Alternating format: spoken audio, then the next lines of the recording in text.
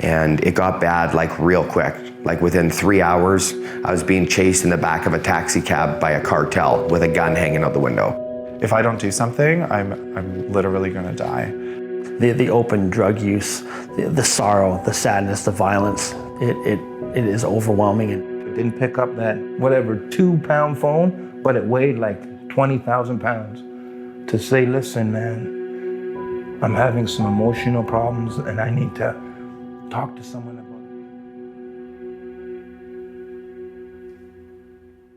it. I spent the better part of my 30s in and out of doctors' offices, hospitals, and treatment centers.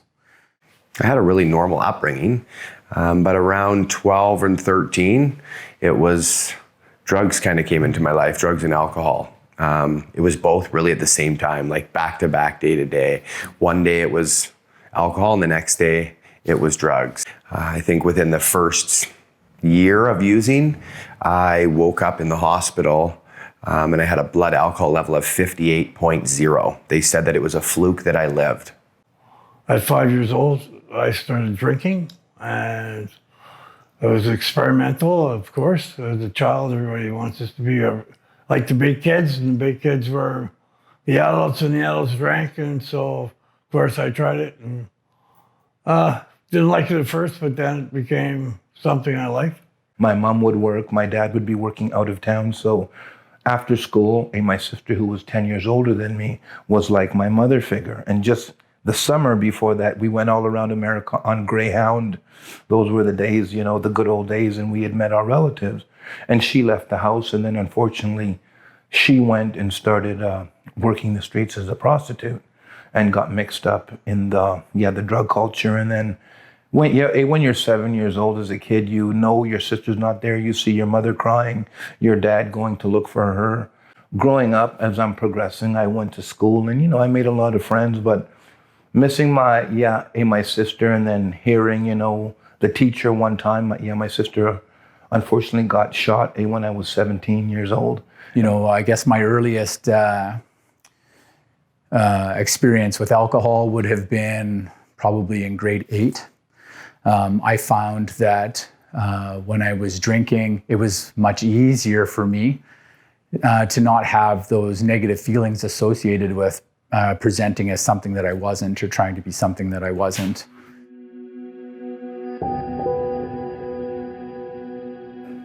When I was about 17 years old, my daddy died in my arms, and that's when I noticed I really didn't care about life so much. The only thing I really cared about that kept me going was football.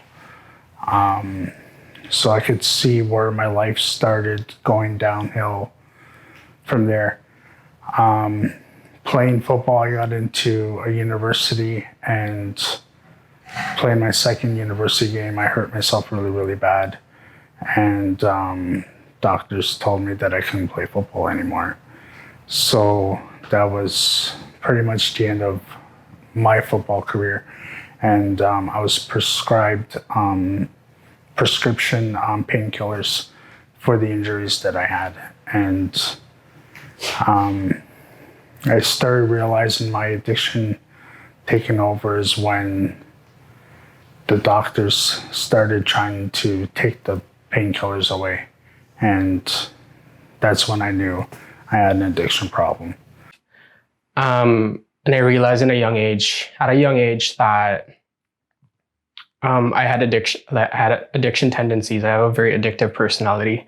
I knew that I preferred to isolate versus being out with my friends. And if I were with my friends, I would change who I am.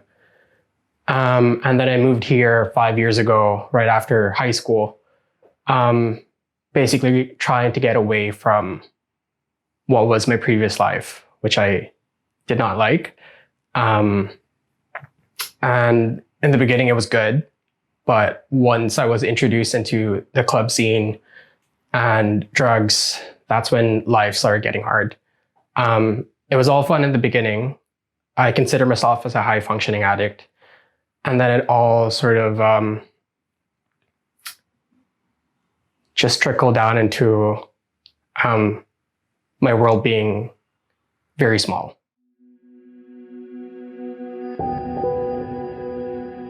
But what happened was my marriage came to an end. In 2015, I found out that my wife was having an affair, and I woke up and my life was rough. So during boarding school, in my last year, some of the rebellious activity and acting up, I think because I had a rough childhood and it was an alcoholic home that I was raised in, so that stuff was suppressed by sports in school, but it came up my last year. I got expelled and then went to Europe to study, and that's when I really started drinking. So I remember the week leading up to that, and that week leading up, I was waking up, I was so mad at myself. Every morning I would look in the mirror and I was crying, telling myself, and she's standing there, and my kids are running around, and it's gonna make me cry just thinking about it. But I was so upset with my life, and like, I'm never doing this again, and why? And I'm like looking in the mirror at myself, and it was like overwhelming. So I had ended up going from working in corporate Calgary and being really successful, at least on the outside of things, to being homeless within about a 6-month period because of my drinking.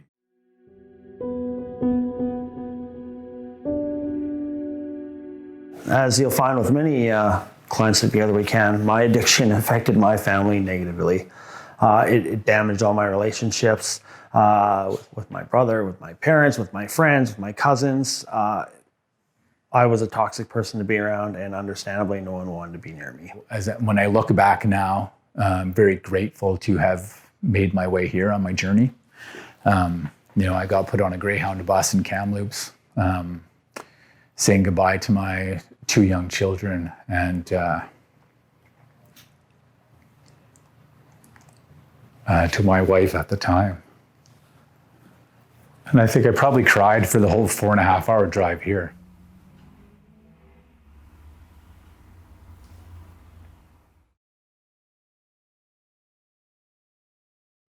I was blindsided by my wife.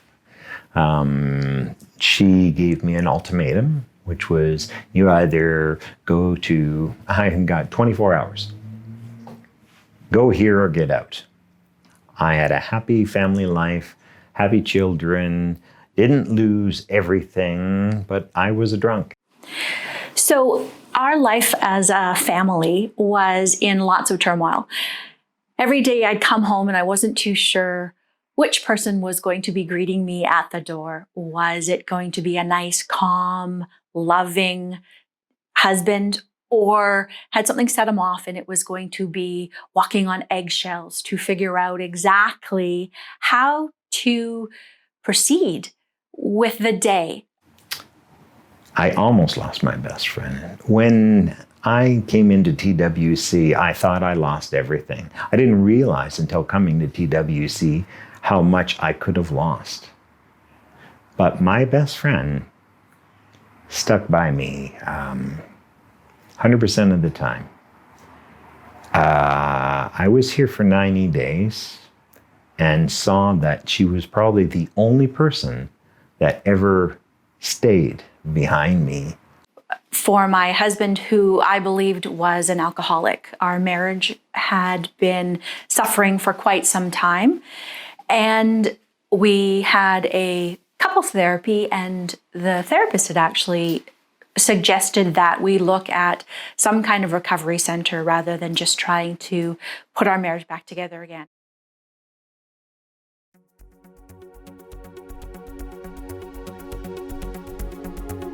We become the light that is cast through the darkness that shows people the way.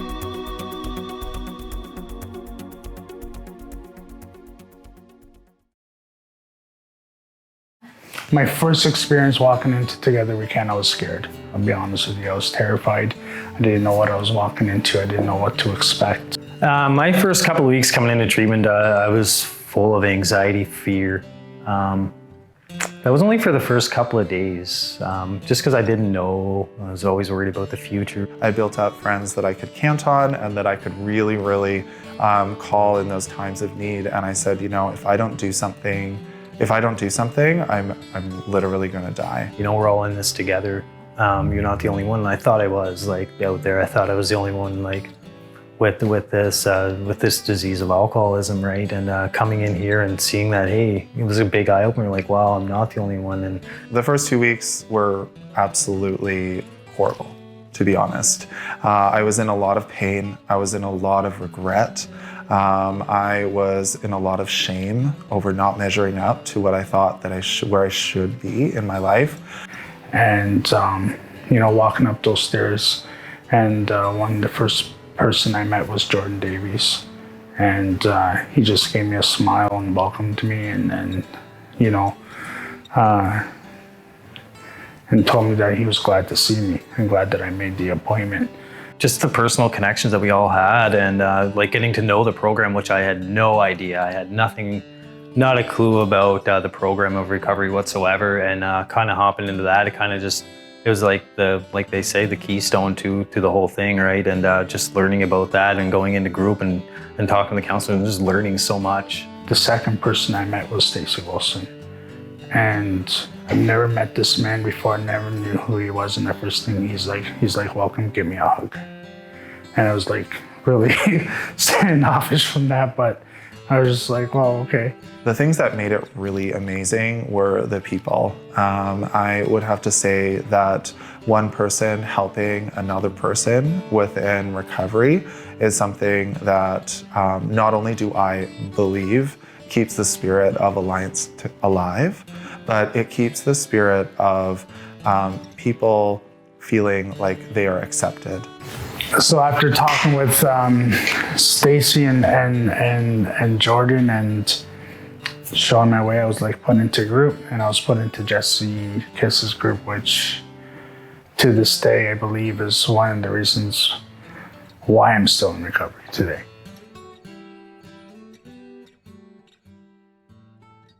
When you're sitting in a room with a bunch of guys and you find out that you've got more in common with the guy with face tattoos and a mohawk than you did with most of the people that you worked with or grew up with, it's a humbling experience, you know, like it's humbling and it's very touching.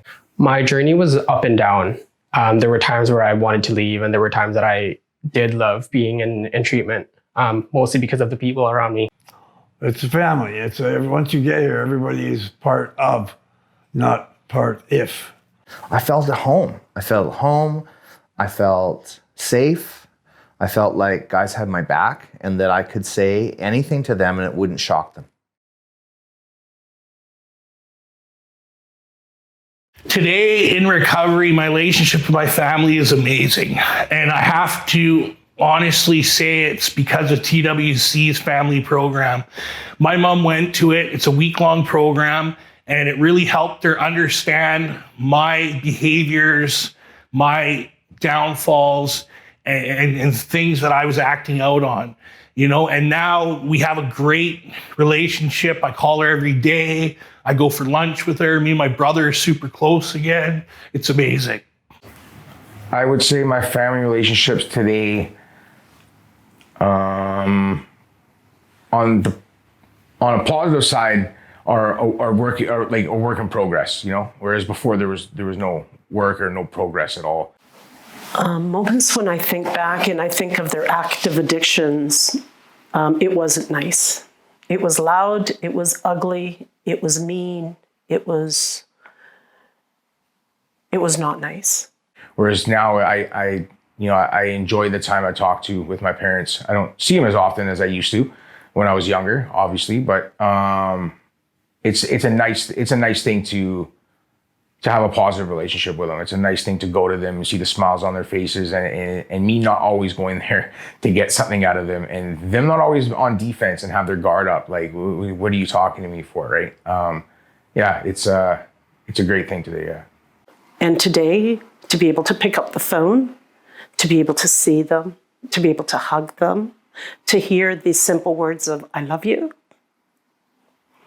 when we end our conversations. It's awesome. It's the little things in life. It's awesome.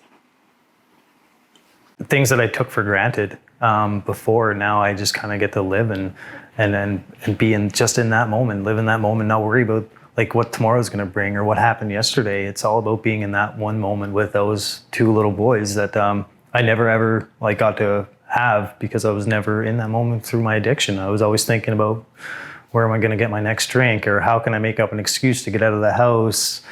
And now I don't have to do that. I sit there and they're like my two little sidekicks. You know, today, those two kids that cried when I left on the bus love me, and they see me as a positive role model. And, you know, I had the silver lining for COVID for me was I got to have my kids for 2 full months. I got to have them for 2 whole months in homeschool and get to be a full-time dad. And I'm just grateful today. Yeah. Today, you know, I have a beautiful life. I have the most amazing wife in the world. She's my best friend, my rock. And I truly believe that without her by my side, things could go really dark for me. And I'm here today, and I'm excited for life. I feel like my life is back, and I'm starting to like myself again. Recovery means living. Like, honestly, like I said, I've been in 2 comas, 2 massive heart attacks, and 1 mild heart attack.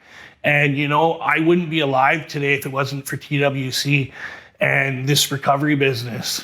Honestly, recovery to me is life. I feel I'm in debt to the Other Weekend for the rest of my life for what they've done for me. They've helped me give me the life that I could never imagine. You know, I mean, the gift of recovery for me is to feel whole. I feel whole today, and I feel comfortable in my skin today, more comfortable in my skin today than I've ever been. Having the friends that I've made in this system and not being alone. Recovery is having connection with something outside of myself and knowing that I'm not in charge of my own life. Oh, the gifts of recovery. I got my life back. Peace and happiness and purpose. Love, relationships, family, and a deep understanding of who I really am.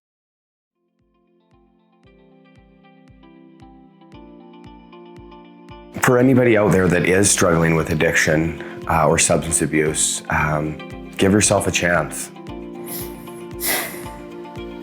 Just reach out. Just ask for help. You know, life could get better if you just make that first step, which is asking for help. Choose life. You know, being lost in our addiction is not living. There's help out there. You don't have to live like that anymore. Like there's a new freedom. Reach out for help and we'll reach back and we'll pull you in.